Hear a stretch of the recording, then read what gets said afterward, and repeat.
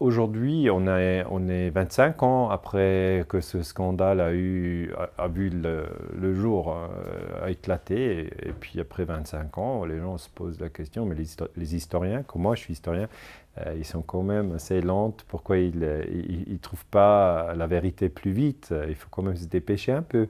Mais je dis, dans ce cas-là, ce n'est pas important de se dépêcher. Ce qui est important, d'être précis.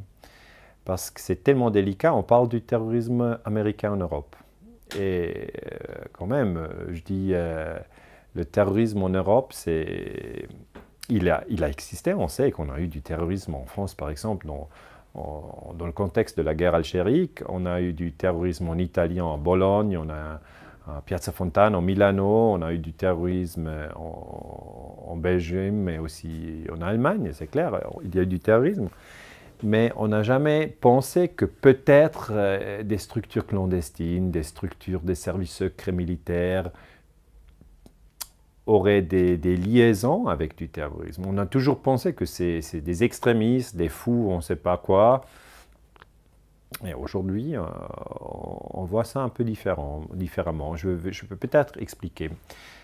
Ce qui est sûr, c'est que l'OTAN a eu des armées secrètes. C'est l'OTAN qui l'admet, il n'y a pas de débat, c'est clair, il y a eu des armées secrètes en France, en Allemagne, en Italie, en Suisse, en Portugal, en Espagne, en Grèce, en Turquie, en Norvège, en Suède, en Finlande, en Danemark, dans le Luxembourg, en Hollande. Donc, dans tous les pays de l'OTAN, dans la guerre froide, en Europe, il y a eu des armées secrètes, et aussi dans les pays neutres, comme la Suisse, l'Autriche, la Finlande et la Suède. Et là, c'est clair. Deuxième point, qui est aussi clair, c'est que le service secret dans chaque pays était responsable. Donc, en France, c'était le service secret militaire, Direction générale sécurité extérieure. En Suisse, c'était Untergruppe Nachrichtendienst und Abwehr, UNA. En Allemagne, c'était le Bundesnachrichtendienst, BND. En Italie, c'était le SISMI, le Servizio Informazione e Sicurezza Militare. Donc, généralement, on peut dire que les services secrets dans chaque pays étaient responsables. Troisième point, qui est aussi clair, il n'y a pas de quoi, c'est que le CIA, donc le Central Intelligence Agency, donc le service secret des Américains, et le MI6, qui est le service secret des Anglais, c'est eux qui ont construit ces armées secrètes après la Seconde Guerre mondiale pour combattre le communisme. Ils voulaient être sûrs que quand il y a une invasion en Europe par les Russes, qu'on a une sorte de résistance, c'est-à-dire quand l'armée normale serait battue, on a une deuxième option, qu'il y a des structures clandestines armées avec des explosifs, avec des structures clandestines pour lutter contre les Russes. Donc ça, c'est clair aussi, c'est une structure anticommuniste.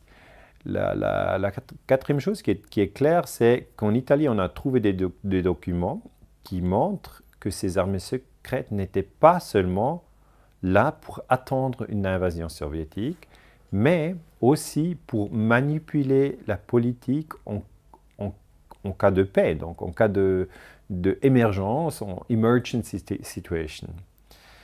Et bon, là, c'est difficile de dire ce qui est une situation emergency, parce que normalement, chez nous, on dit, voilà, la démocratie, c'est le peuple qui gouverne, c'est la presse qui informe. Et voilà, il n'y a pas de armées secrètes en Suisse, en France, qui dirigent le pays et qui sont invisibles.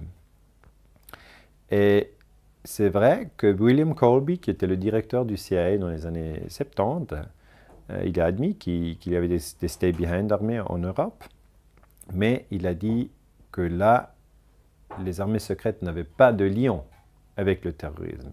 Et là, les magistrats en Italie qui font la recherche sur les armées secrètes disent que ce n'est pas la vérité.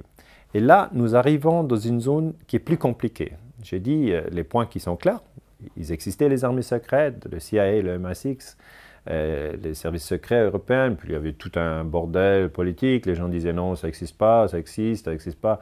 Mais là, on est clair, avec les historiens, on a clarifié ça, que c'était des structures anticommunistes, c'est aussi clair. Qu'il y avait aussi des nazis en Allemagne, par exemple, des membres de l'extrême droite étaient dans ces réseaux, ça c'est aussi clair. Mais ce qui est très très délicat, c'est justement la question du terrorisme. Parce que le Sénat italien, il a dit explicitement, il a dit, le terrorisme en Italie, on le voit maintenant, a été influencé par des gens qui étaient dans les structures de l'État. Donc les gens du service secret italien et aussi les gens qui étaient dans le service secret des Américains.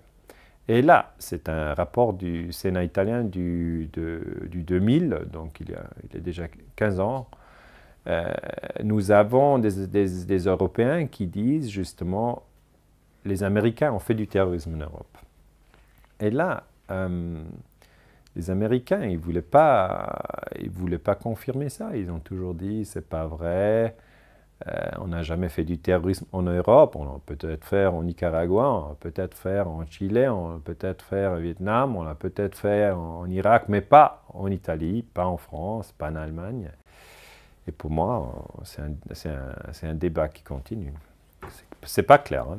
Ce qu'on sait, c'est qu'il y a du terrorisme. Et en Italie, le terrorisme, un acte de terrorisme à Pétain en 1972, était justement un acte de terrorisme qui a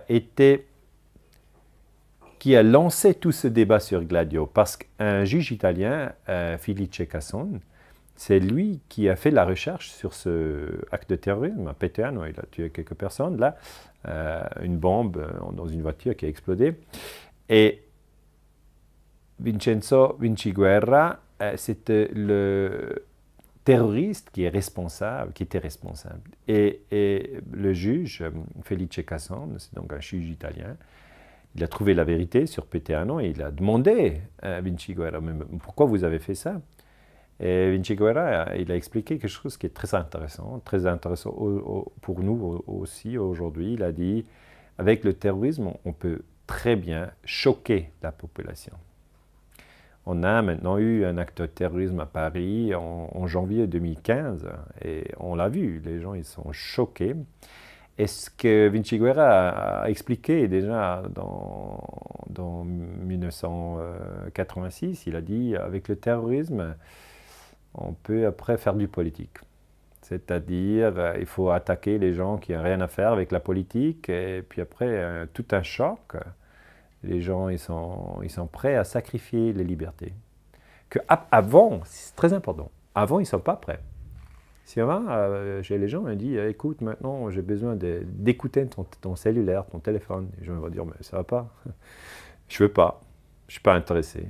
Mais s'il y a un acte de terrorisme et le service secret ou le gouvernement, eh bien, il dit, chers citoyens, c'est grave, c'est dangereux. Maintenant, on va écouter vos téléphones pour vous protéger. Les gens vont dire « Ah, très gentil, merci ». C'est bizarre, hein? C'est la politique du terrorisme.